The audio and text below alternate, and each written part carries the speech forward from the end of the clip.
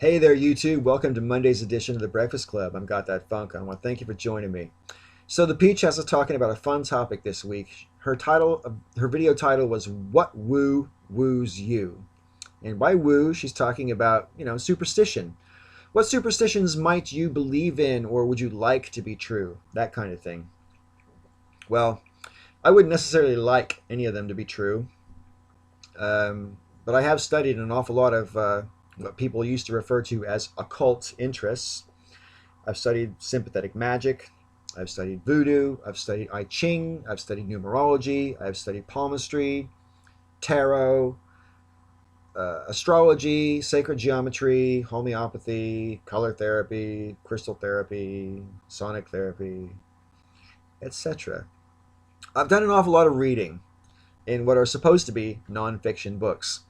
And I do find all that stuff interesting. It just interests me for the sake of, you know, trying to figure out why people buy into it all. But I studied astrology intently for like 10 years. And for a long time, even though my rational mind knew it couldn't be true, because scientifically, even before I started studying astrology, I knew that scientifically it can't be true. But when you look into your birth chart, and check this out, guys, you see this? This is my astrological birth chart tattooed around my wrist. Look, you've got the glyph here on top. These glyphs here on top, those are the planets. That's Venus, that's Mars, that's Jupiter, that's Saturn. And down here on the bottom, you've got the glyphs of the zodiac. That's Cancer, because my Venus was in Cancer. My Mars was in Taurus when I was born, etc., etc. Now the thing is, the reason astrology can't be true is because these planetary placements in the signs of the zodiac are dependent on an astrological ephemeris. And an astrological ephemeris tells you where the sun and the planets are in relationship to the earth and the zodiac. So where they look from earth, when you look at the sun and the planets, they would appear to be transiting signs of the zodiac. And that's what these placements are supposed to represent. The thing is, thanks to a phenomenon called the precession of the equinoxes, all of these placements are actually false. An astrological ephemeris has actually no facts in it whatsoever. An astronomical ephemeris has facts. An astrological ephemeris has lies. It's full of lies. So when it says in my birth chart here that that Venus was transiting Cancer when I was born, it really wasn't. It's just that Venus was in the place that it would have been transiting Cancer if the sun was transiting Gemini, where it's supposed to be. But because of the precession of the equinoxes, when I was born, the sun isn't actually transiting Gemini. So it can't be real. The reason it's my favorite kind of woo, though, is because, as far as I'm concerned, something else must be going on. If it's not the motion of the sun and the planets and the stars, fine. I can cope with that. But something else seems to be at play here, because I know loads of people. In fact, most of the people that I know seem true to their star signs.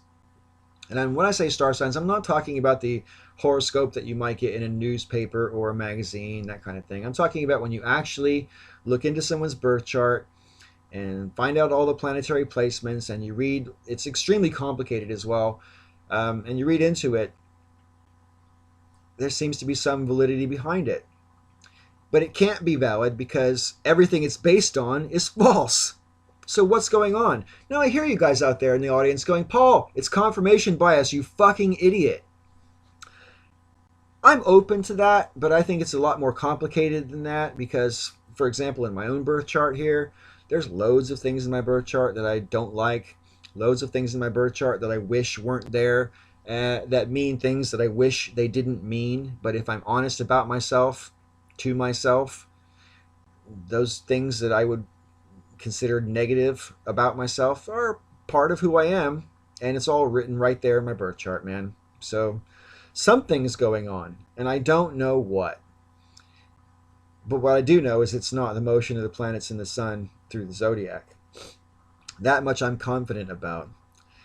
Also, during my studies of astrology, I studied karmic astrology, which is a little bit horrifying because the implication of karmic astrology is that you have a soul, first of all, and that your soul knows what's going to happen to your life before you're born and chooses to be born into your life so that it can deal with its karmic obligations.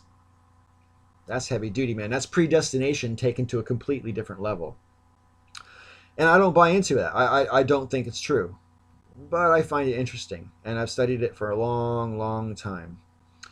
Anyway, there's all sorts of interesting woo out there. Sacred geometry is my other favorite one, but I'm not going to labor this video by going into that. But sacred geometry fascinates the hell out of me. And as do extraterrestrials and the possibility that they've visited this planet. That fascinates me. I almost did a video talking about, overlapping dimensions in the multiverse and whatever, but that actually might be scientifically valid. We just don't know yet. Anyway, JJ Talks is up next. We'll find out what her favorite woo is tomorrow on The Breakfast Club. And before I go, I better show you my t-shirt because I know someone's going to ask. As you can see, you've got socialism versus capitalism. In socialism, the guy without the money is robbing the guy with the money. In capitalism, the guy without the money is being robbed by the guy with the money. So there. We can discuss that as well in the comment section if you like. Thanks for watching this video. Until next week, take care and may all your ups and downs be ups.